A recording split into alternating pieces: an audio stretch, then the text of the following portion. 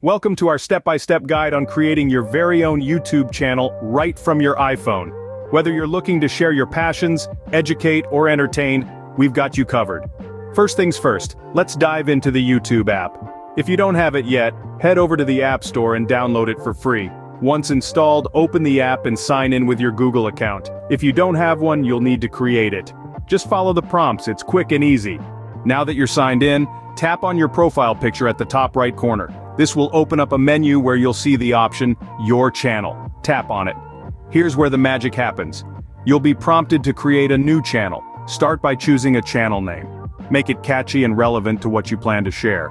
Next, you can add a profile picture and a cover photo to make your channel stand out.